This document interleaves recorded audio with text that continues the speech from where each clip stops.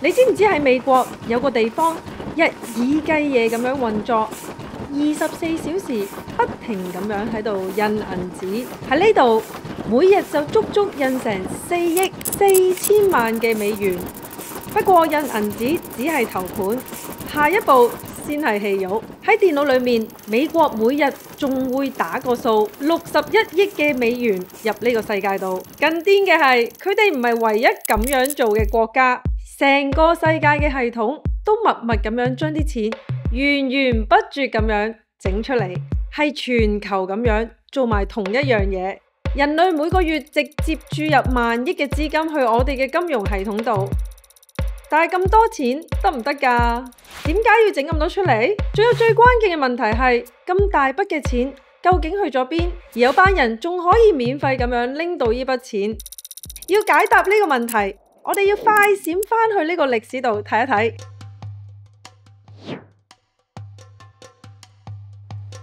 呢個係 John， 而呢個係 Sam。John 呢，佢就種米，而 Sam 佢就養牛。John 話佢想飲奶喎，冇問題，攞啲米出嚟啊，同 Sam 交換咪得咯。成件事好直接，好原始，交易就係咁樣開始啦。不過冇嘢係完美嘅。如果有一日 Sam 話我今日唔想再要米啦，又或者 John 突然話唉，夠啦，唔想飲奶啦，咁點算呢？所以好快大家就會發現，淨係靠你換我，我換你啲嘢，根本係搞唔掂。佢哋就諗咗一個方法，就係用大家都覺得值錢嘅嘢，譬如黃金啊、白銀咁樣。交易呢就簡單咗，但係有代價嘅。啲金又重又麻煩，帶住啲閃靈靈嘅金周圍走，根本係引賊仔。所以呢個時候，一個好聰明嘅做法誕生咗。喺1700年代，英國人開始將啲黃金交俾一啲信得過嘅金鋪老闆去保管，佢哋呢就會俾翻張紙你，證明收咗你啲金，而呢張紙就慢慢變成咗最早期嘅紙幣啦。啲人貪方便，開始呢直接交換張紙，因為有佢就換到金啊嘛。不過慢慢金鋪呢就開始留意到一樣嘢，咦？啲人拎咗張紙之後，幾乎冇人會翻嚟攞翻啲金噶喎，啲黃金就咁擺喺個倉度，冇人理又冇人喐。金鋪就諗到一條橋，而呢條橋呢，徹底改寫咗成個金融系統，一直影響到我哋今日用緊嘅錢。如果我哋印多啲紙出嚟呢，反正都冇人會翻嚟拎翻啲金噶嘛。呢一個念頭改變咗成個世界，將金鋪老闆換成中央銀行，將收據紙呢換成我哋依家嘅錢。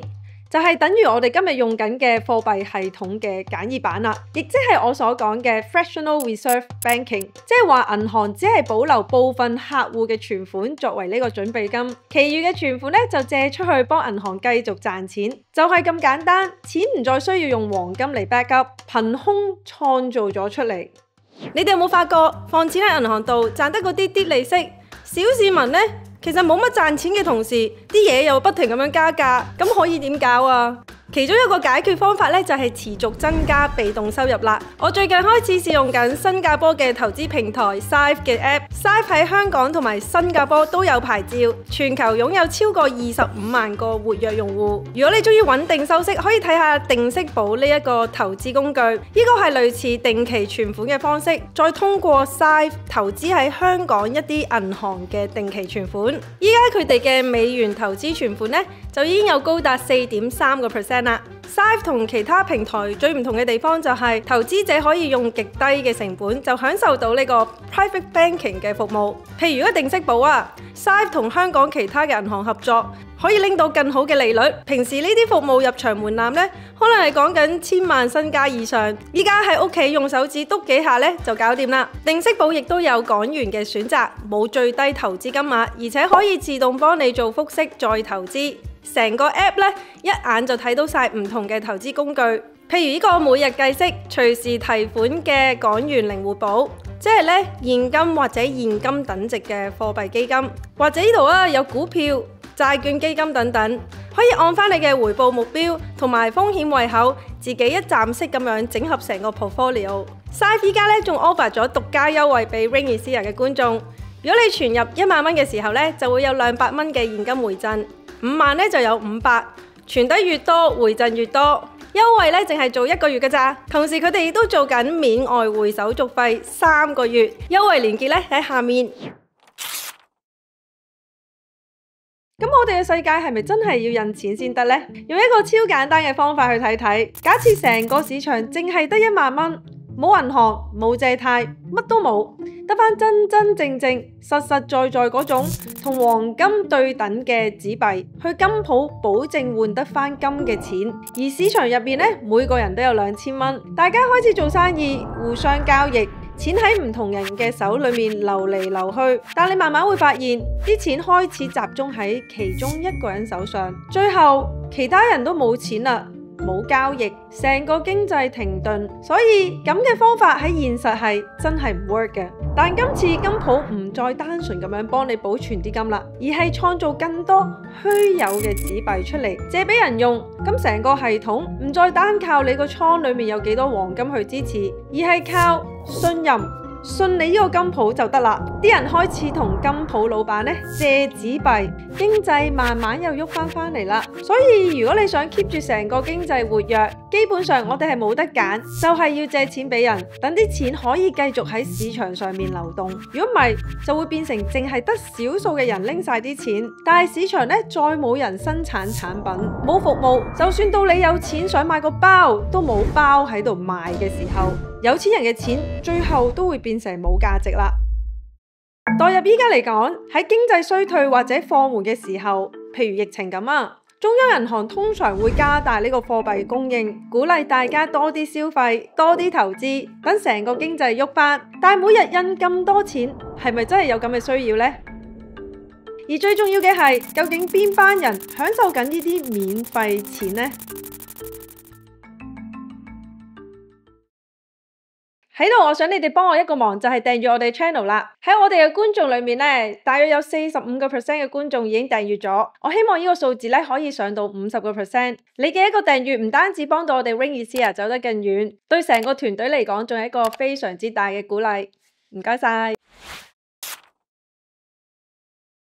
頭先我講嘅錢，一張接一張咁樣湧入市場，但係你同我嘅戶口其實1蚊都冇多到，因為呢啲錢係有其他嘅目的地，而唔係即刻落你個袋度。呢個第一階段，新印出嚟嘅錢，佢哋會先流入大銀行、退休基金或者係政府戶口裏面。呢啲機構咧會將啲錢借出去投資啦、股票啦、樓市、公司債券等等，總之就係金融資產。而最早拎到呢啲錢嘅人呢，就係信用高嘅人或者係一啲機構啦，譬如機構投資者、有資產嘅有錢人，因為佢哋得到嘅錢其實係通脹之前已經到咗手啦，結果通脹令到資產價值升，佢哋嘅身家就再升，然後借咗錢嘅企業開始擴張，請多啲人返嚟返工，啲錢真正流入去大眾市場上面，成個經濟咧就會開始喐起上嚟。不過去到呢個時候，你呢張銀紙嘅購買力其實已經唔同咗啦。呢個現象被稱為 Cantillon Effect，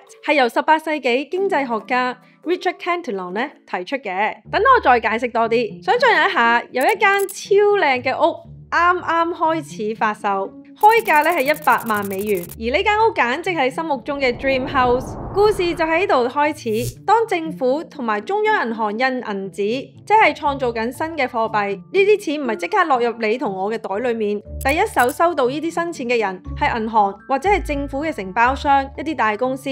假設有一間政府嘅承包商啱啱拎到一張由新印出嚟錢資助嘅合約，佢哋袋住一大筆嘅新錢，呢一刻嗰間屋依然賣緊100萬，佢可以點用呢啲錢呢？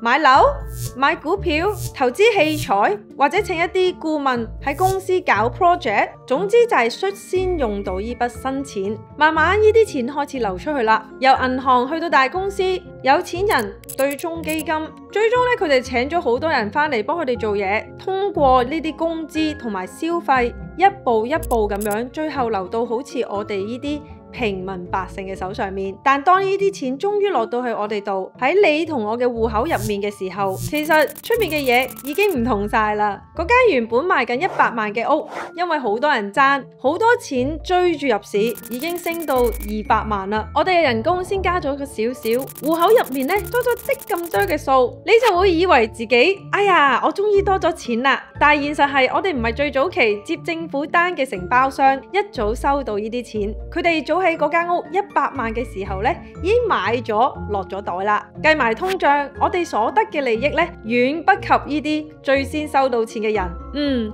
呢個亦都係點解我哋有時覺得無論自己幾努力都冇辦法變得有錢呢？呢個現象就係頭先所講嘅 Cantillon Effect 啦。你覺得唔公平咩？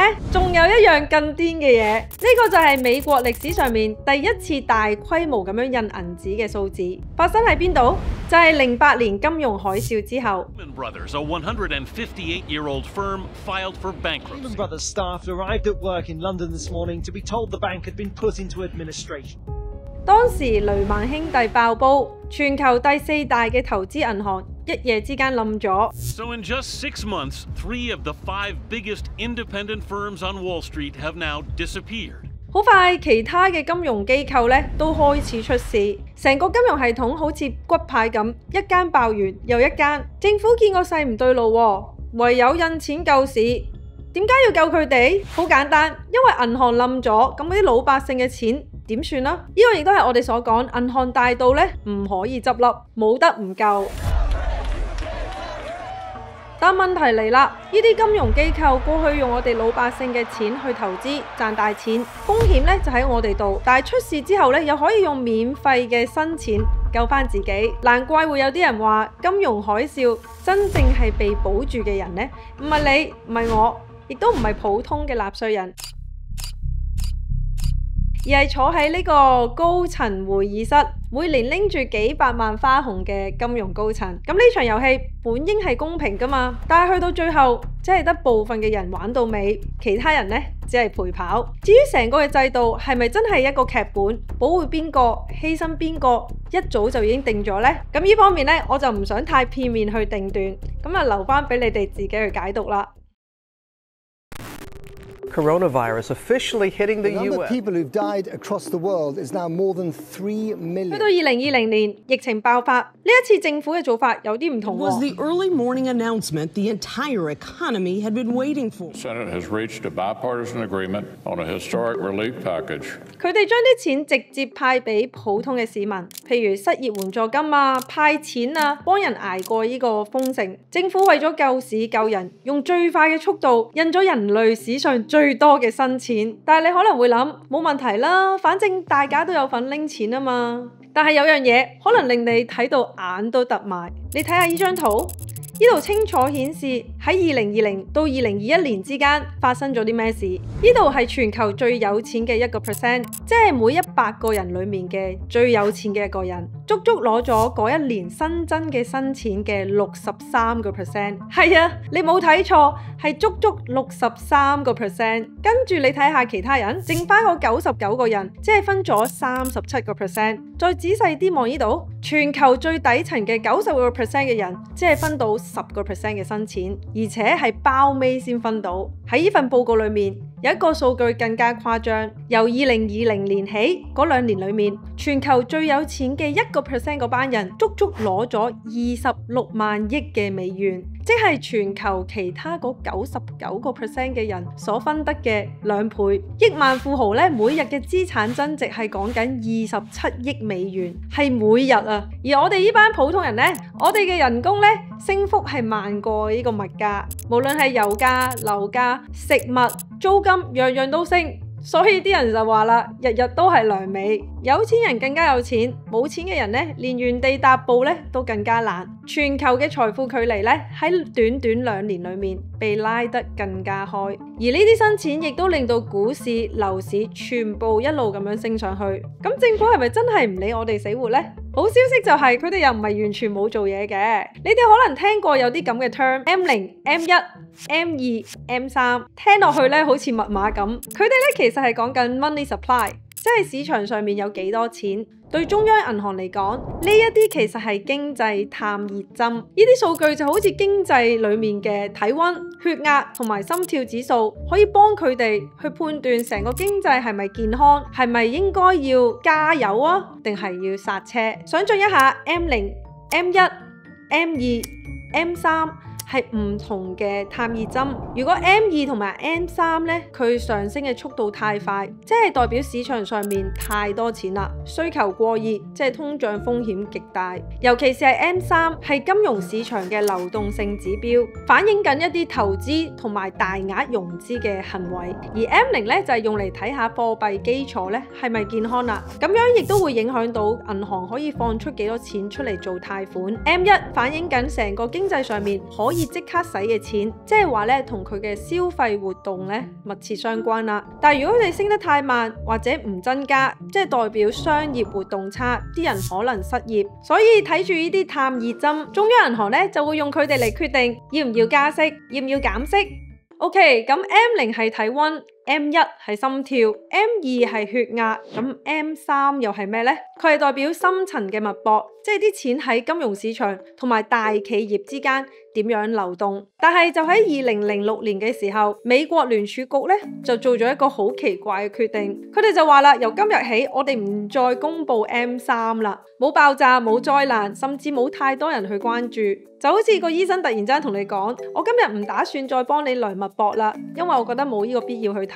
聯儲局嘅官方講法咧就係話 M3 俾我哋嘅資訊同 M2 差唔多，但係統計起嚟咧又麻煩喎，所以我哋唔想再浪費時間啦。但係喺 M3 被消失之後嗰幾年，美國嘅資產負債表開始爆炸式咁樣成長，大額存款、回購協議、貨幣基金喺金融機構之間咧瘋狂咁樣流動，而公眾咧再冇可能真正了解到 M3 有幾大，所以有人開始懷疑係咪因為 M3 增長太大，太多真相佢哋唔想將佢哋公開出嚟呢？而全球印緊嘅錢係咪比你知道嘅仲要多呢？對我嚟講 M3 唔再公開呢，喺某個程度上面的確係將一部分錢嘅流動呢從我哋嘅視線裏面移開，但我都要清楚咁樣指出，聯儲局就冇將啲錢真係收起嚟，佢只係令佢更加難去明，更加唔透明啫。而喺呢場金錢遊戲裏面，越難明嘅遊戲規則，反而變成對資源有優勢嘅有錢人有利。而我哋又可以點樣參與入場玩呢場遊戲呢？你可能會問點解係72？其實呢個 Rule of 72咧，唔係一啲咩高深嘅數學，佢係一個比較近似快捷嘅方法，幫你去快速估計一筆錢要幾耐先可以翻到倍。如果你每年賺緊嘅回報率越高，資產翻倍嘅時間咧就越短啦。譬如你嘅年利率係6% 嘅話，72除以6，即係話你嘅資產用12年就可以翻倍啦。Peter 以為佢自己有份工儲緊錢，但其實佢真係越做越窮。以一個普通儲蓄戶口嘅年利率，依家係做緊0.25%，用72除以0.25，即係288。係啊，你冇睇錯啊，係288年。你放10萬蚊喺銀行度，即係如果好似 Peter 咁想靠銀行儲錢去翻倍嘅話呢，佢真係要由清朝等到去元宇宙嘅時代啦。而呢一個呢係 Mary 嘅投資圖 ，Mary 同樣投資緊10萬蚊，但係投資咗喺美股嘅大盤指數，長期嘅平均回報值呢係8%，即係話10年可以翻倍，19年翻4倍。佢唔係用緊啲咩 magic， 亦都唔係做緊啲秘密基金，即係早啲開始加上正確嘅工具。你知唔知道一張100蚊嘅港紙，08年到依家，佢嘅購買力已經蒸發咗35%，即係話以前可以買3罐嘅奶粉，依家咧可能夠買2罐。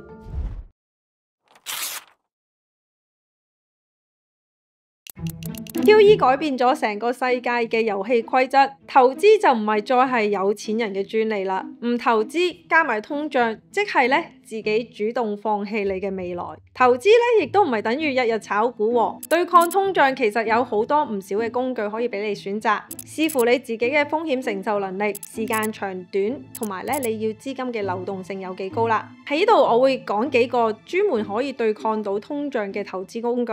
第一個就係長期投資一啲優質嘅股票，以5年以上嘅投資年期為目標嘅話，定期定量咁樣投資，你嘅風險相對可以減少。譬如大盤指數基金，美股嘅大盤咧就係 VOO， 呢隻 ETF 嘅長期年回報值咧係8至10%，新手咧會比較容易入手。但係如果你真係要揀個別嘅股票去投資嘅話，亦都要留意唔係每一個行業咧佢嘅股票係有對抗通脹嘅特性嘅，一啲行業應對通脹咧係比較有優勢，譬如必需消費品，因為啲人無論係咩嘢嘅經濟環境之下，都要買一啲日用品，譬如 P&G、Costco、Walmart 等等。另外亦都可以睇一睇房地產投資信託，即係 REIT， 因為通脹上升，亦都代表租金上升，而 REIT 佢哋嘅收入咧主要係由租金帶動，譬如我以前講過嘅 DLR 啦，同埋 O， 而一啲資源股啊、原材料股或者係能源股咧，都係對通脹咧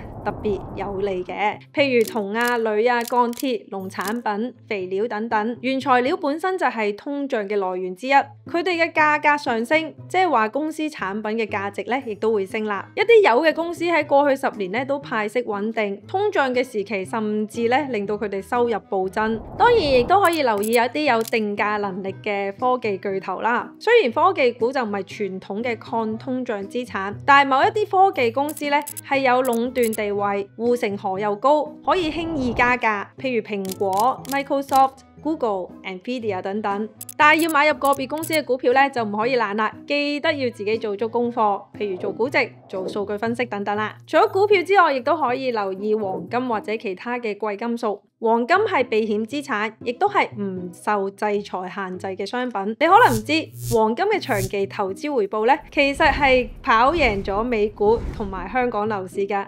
如果你想知道多啲咧，可以睇上次嘅影片啦。當然啦，法定貨幣貶值，好多人就會講呢個去中心化啦，目標就係減少對傳統法定貨幣嘅依賴。咁比特幣或者其他加密貨幣市場咧，都係一個好好嘅選擇。我以前做咗唔少嘅加密貨幣嘅影片啦，有興趣咧都可以去睇睇。留言話我知，你認為自己一代有冇機會可以擺脫越做越窮嘅宿命呢？ A 有機會， B 冇機會。好啦，今日咧我就分享到呢度。如果中意呢段片咧，記得 like、share 同埋留言啦。下次再見，拜拜。